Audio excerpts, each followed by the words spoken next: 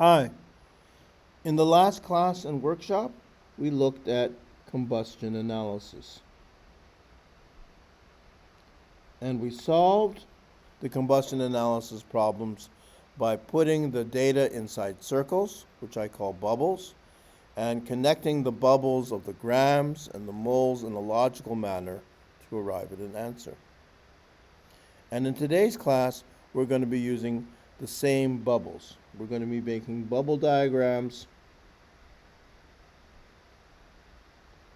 and we will be solving problems involving the ratio of the atoms and the elements to each other and the atomic masses and so forth. Such problems are called stoichiometry problems.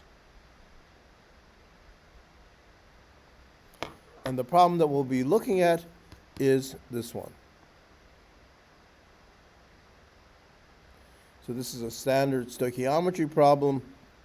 And in stoichiometry problems, when you have chemical reactions, it's very often the right place to start is the chemical reaction. And pretty much with the exception of combustion analysis, with stoichiometry reaction problems, start off with a balanced chemical reaction. And we have a balanced chemical reaction there. We have 6 M's on the left, 3 M2s, and 6 M's on the right, 2 M's and M4. We have 3 AUs on the left and 3 AUs on the right. So we're going to start then with that chemical reaction because it's a stoich problem. Let me just write it down.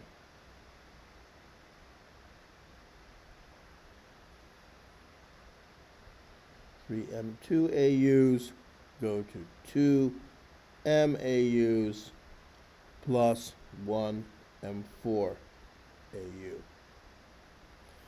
And the problem gives us data. At high temperature, 11.4428 grams of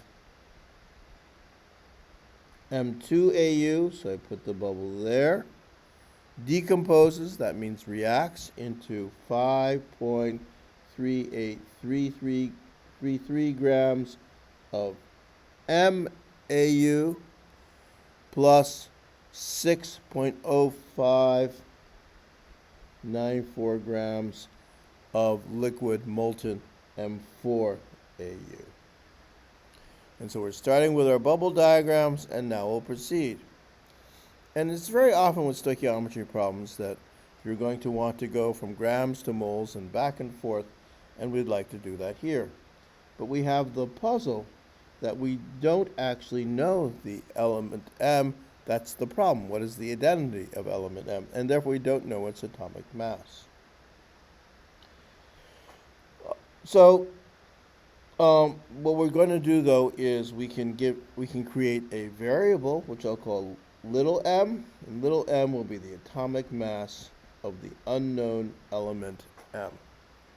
Okay, with that little m, we can write an expression for the molecular mass of M2AU.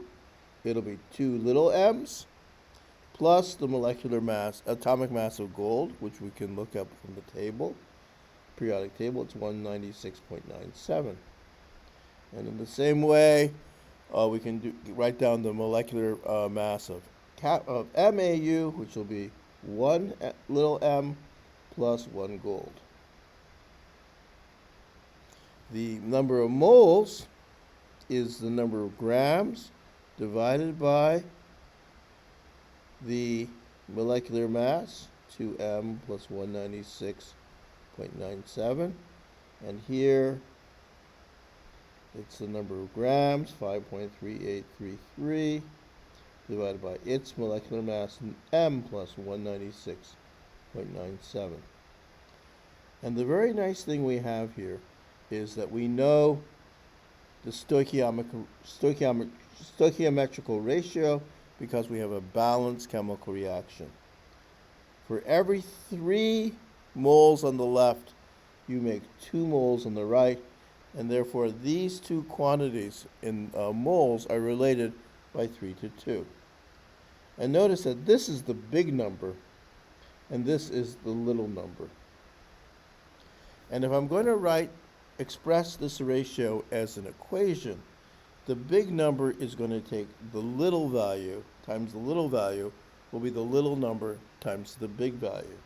And by that, what I mean is we'll take 11.4428 and divide by 2m plus 196.97. That's the number of moles of the M2AU. That's the compound we have more of. I'm going to multiply by the smaller number 2, and that will be equal to 5.3833 divided by m plus 196.97.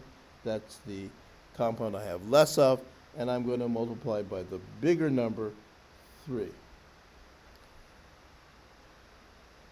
Okay, so we can now proceed to solve this problem. And to solve this problem, first let's multiply the 2 and the 3. So we'll get 22.8856 divided by 2m plus 196.97, and then 5.3833 times 3 is 16.1499 divided by m plus 196.97. And now what we want to do is use our mental math skills. I'm going to want to combine all the m's on one side and all the terms which have m's on one side and all the terms which don't have m's on the other. And I'm just going to speak this through because we're developing our mental math skills. We have 2m down here, and we have 2m down here, and that will cross multiply by the 16.1499 to get an m term, and then we have an m here which will cross multiply by 22.8856, and we're going to take the difference of those two to get the value of m.